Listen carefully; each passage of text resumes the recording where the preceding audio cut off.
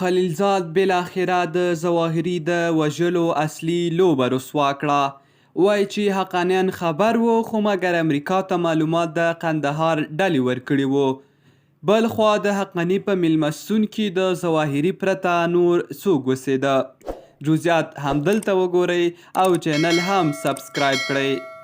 د افغانستان لپاره د امریکا پخوانی استازی زلمی خلیلزاد د امو تلویزیون سره په خبرو کې ویلي چې کابل کې د ایمن الظواهري شتون په اړه د حقاني ډلې معلومات لرل، خو هغه طالبان چې دوی سره یې په دوحه کې تړون کړی و د دې کار سره مخالف و. نو همغه ډله طالبانو امریکا ته د ظواهري په اړه دقیق معلومات ورکړي وو.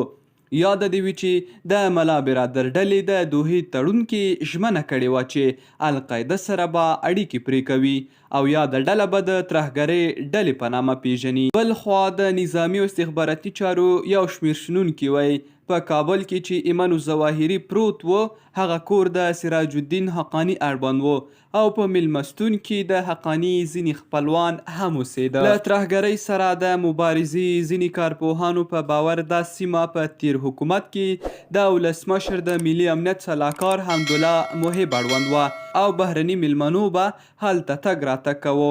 اوس د طالبانو په رژیم کې د حقاني شبکې تر نظر لاندې ده چې د ترهګرو او حقاني شبکې ته په خوندي ځای اوښتی دی.